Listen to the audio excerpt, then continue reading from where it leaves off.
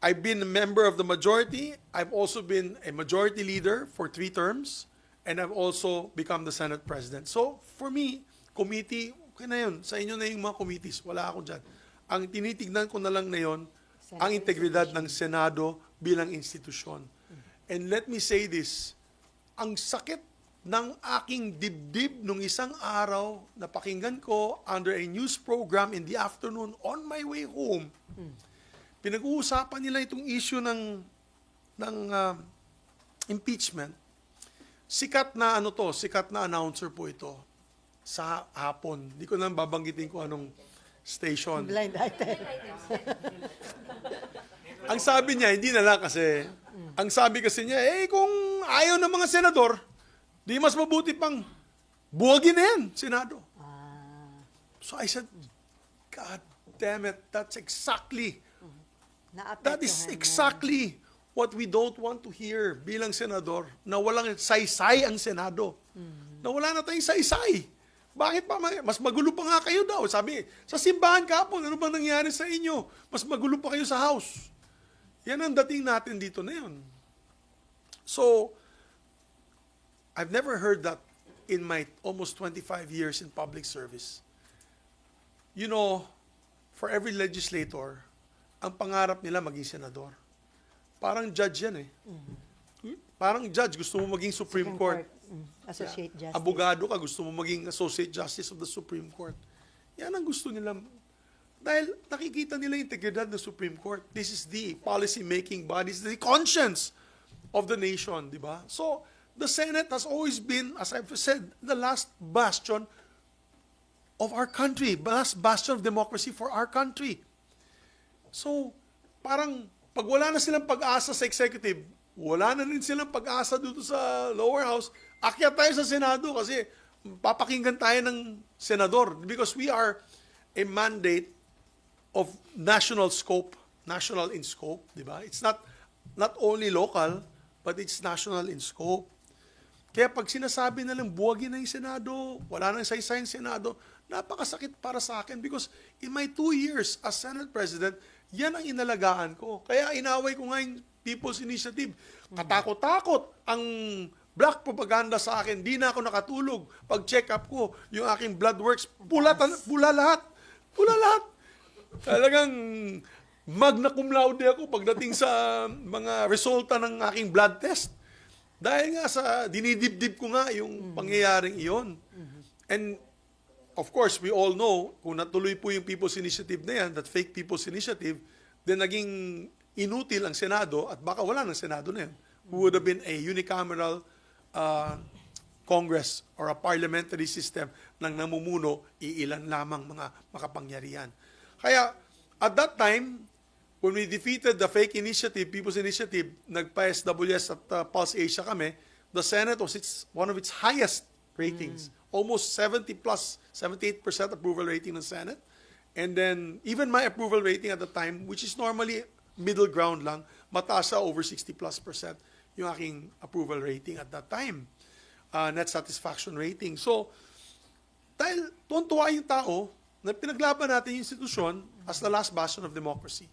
Now, I don't know what's going on. No, I really don't know what's going on. So if you ask me, and let me repeat what I said, I'm not satisfied with the leadership of the Senate, with due respect to the Senate President. Maybe there could be improvements to be made to how we are handling the Senate. Right? It's not a matter of position. It's not a matter of committee. Naawa nga ako. RG. Okay, RG.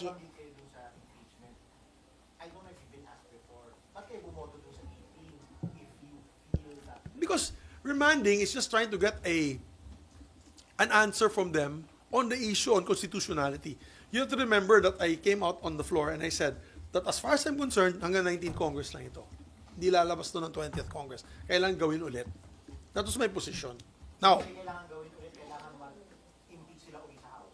yeah, because just like legislation, just like committee resolutions and committee reports, at the end of the Congress, tapos na yan. That's my personal position. That's not my legal position. That's my personal position. Whether that is right or not, it's like Tolentino, Senator Tolentino, the majority floor leader, that was his position. So, Personal position, kung magkakabotohan, yan ang boto mo. No, but I'm also in favor of following the process. Of the Do you understand? I would not have dismissed it outright. Alam mo yung remanding na yan, sa totoo lang, ang balita sa akin, hindi naman remanding ang pinag-usapan dyan, dismissal yun eh. Kaya nag-away nga si Sen Joel at si Sen Robin. Dahil nabibinig ko si Sen Robin, napakinggan ko. Hindi, wala sa usapan yan eh. Di ba? So, wala sa usapan. So, ibig sabihin, siguro may pinag-usapan sila. Alam nyo naman, ako, tsaka si Senator Lawrence, tsaka si Senator Binay, kami po ay grupong slap soil. Ano yung slap soil? Di ba? Hampas lupa. At pagkatapos nga naging na kami, dead hungry. Di ba? Patay gutom. Kaya, out of the loop kami. So, Dapat na-dismiss na doon. Yun ang usapan. well, I don't know. That was the chismis. Then, of course, and that's why there was a tension there because the group of Senator Bato really was pushing for dismissal. Now, if you ask me, as I mentioned earlier, as a member of then the Spice Boys in the 11th Congress, we were the ones who gathered the signatures of the impeachment of then President Estrada. We gave it then we were able to convince then Speaker of the House, Manuel Villar, to read it during the prayer. Kasi alam namin, magkakagulo because they still had the majority of members that were against the impeachment of the former president. So, nangyari dun, bakbakan, di ba, dinala sa Senado. What did the Senate do? The Senate could have dismissed it at that time and say that was not the proper procedure because there was no motion made on the floor. You read it as a prayer. But did the Senate dismiss it? No, they did not. They heard it. My point is, it's not about my personal opinion if she is guilty or not, the Vice President.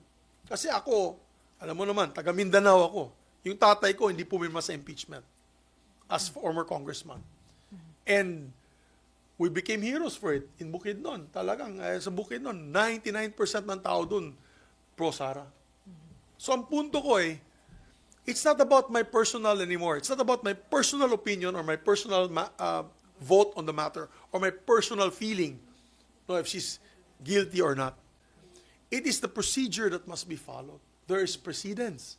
We've had in this Constitution, if I'm not mistaken, since 1987, only two successful impeachments. The third kasi, nag-resign siya. Nag-resign si Merceditas Gutierrez. On these two, it was acted upon by the Senate. So, I'm sorry, wala naman nakalagay sa Constitution, nakalagay din forthwith, di ba?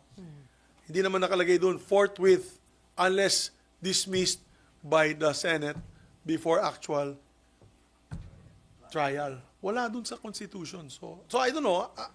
I'm not a lawyer, as you all know, but in my lengthy member as a legislator who has seen both of these impeachment exercises, I think we have to follow through. And then we do a vote. Huwag na kayo matakot. Kung pro-Sara kayo, di bumoto kayo against the impeachment. It's a political exercise. But the process has to proceed forward. That's to move forward.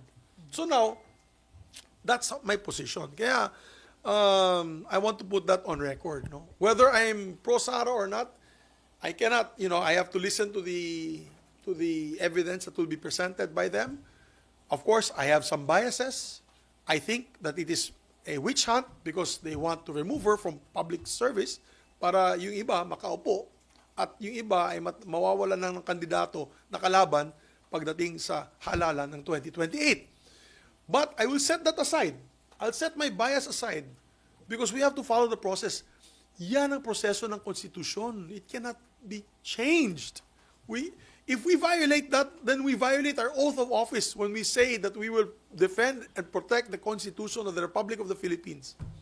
So, definitely, we have to do what is right here. So, we may proceeding with the trial, you mean trial, formal trial? Yes, no, proceed not. Well, at least, let's invite the prosecutors. Tell them, ano ba yung ebidensya ng... Alam mo sa simbahan, I think Sunday kasi kahapon, sa simbahan na yun lang ako nakakita. ng mga 4 na pamilyang lumapit sa akin. Ano bang tinatago ninyo? Ba't Ano ayaw bang magkaroon? ginagawa ninyo dyan sa Senado? Nasisira yung integridad, nasisira ang pangalan ng ating Senado dahil sa wala tayong ginagawa. With due respect, no, to my colleagues on both sides.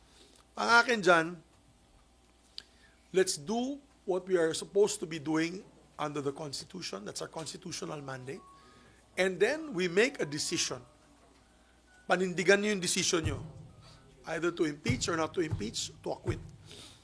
So, yan na ang position ko dyan. RG, meron